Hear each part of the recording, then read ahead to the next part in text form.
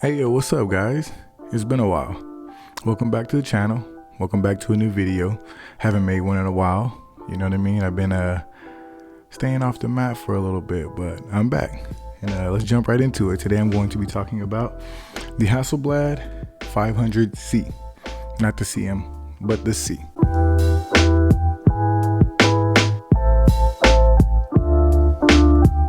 So just to jump into it, if you've seen one Hasselblad video, you probably have seen them all. Unlike you, if you're watching this, I have always felt like Hasselblad was kind of up there with Leica as far as the name, the popularity, and we'll call it hype. It's never been a camera, I'm not gonna say that I really wanted. I just always felt that one, the price was too high, two, the quality just didn't differentiate too much from cheaper cameras. And I still stand by that, but I'll jump into a few different things of how I feel about it now.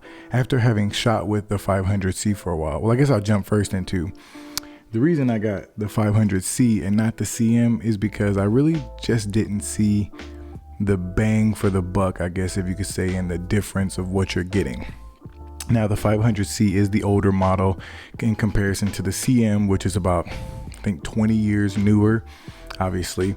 And obviously with older cameras, you're gonna have issues with the backs and then some of the lenses and just stuff like that. But if you get them CLA'd properly, then there's really nothing to worry about. The main difference between the 500C and the 500CM is going to be the removal of the ground glass. I guess you could say the viewfinder screen, the focusing screen, whatever you wanna call it. Pretty much on all the 500 models, obviously, you know, you can remove the backs and you can remove the lenses. You can also remove the viewfinder. Now, with the 500 series, the 500C is the older model, and you cannot actually take this glass out without removing the 4 screws in there. Now, it does have a pressure plate on it, so it's meant to be seen by a technician if you want to change out the focusing screen, because you can. A lot of people complain about the 500C and how it has a dark focusing screen so they can't see, so a lot of people want to upgrade it to the acute matte or a split screen focusing screen, or I guess whatever you'd prefer. Now this model actually must have been a later model because my focusing screen is pretty good actually. Like I don't have an issue seeing in the daytime where I guess some people do. Yeah, so the biggest thing is, oh, I got it backwards. The biggest difference is really that on the 500CM, you can remove that ground glass by just popping it out, or focusing screen, whatever you want to call it. You can just pop it out and replace it with a new one, whereas this one, it was meant to be seen by a technician as in regards to changing it out. Now, I have seen videos of people changing it out and focusing it, we'll say a cheap way or an easier way by just infinity focusing. I'm not going to change mine because I don't necessarily see it being an issue because I can see just fine. I can imagine if it was darker, I probably would want to change it. But I guess what it boils down to is I don't just necessarily see I mean, let's be honest, the difference in price is probably like $1,000 between the CM and the C. I don't see having a dark screen really being worth the difference, obviously, aside from the newer lens. Now, if you buy a 500C that's been taken care of, there's not really a big reason to get a 500CM, and I'm sure somebody will be in the comments to remind me why I am wrong. Hey, I welcome it. I appreciate it. No big deal.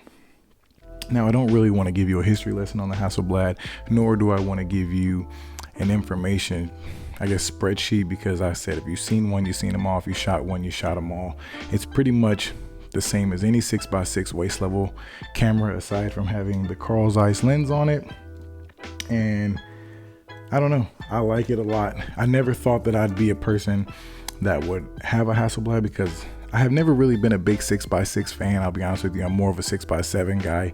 But as I shoot more, I start to realize that I do necessarily like the 6x6. It is a lot tougher for composition wise, but I think that's why it's starting to grow on me, because it makes me slow down just that much more, where it's something that I'm not really comfortable with. So I end up having a lot slower of a time finding good compositions, and I'm not just speeding through a roll. I actually posted on my Twitter the other day about, I don't understand how people shoot 36 shots of 35mm because it takes me a week to shoot 12 shots in this. Like, it's absolutely crazy how slow I move. So one thing I will say about this camera that I thought was relatively odd is it has a huge focusing throw. So this is my minimal focusing distance.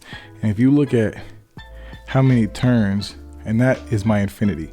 So, I mean, let's be honest. You're looking at 1, 2, 3, 4, 4.25 turns for a focusing. So when you are focusing, I mean, my God, sometimes it does feel like it takes you forever to find focus.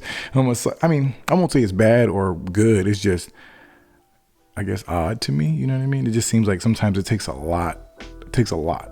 But I guess that's a good thing, because when it comes down to nailing a focus, you have a lot better chance of actually nailing a focus, since you have a lot more throw than just being a quick turn and you're pretty much there.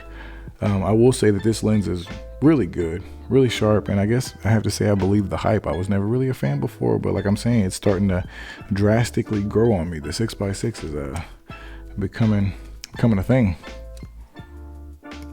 But aside from that, I won't really hold you guys too long.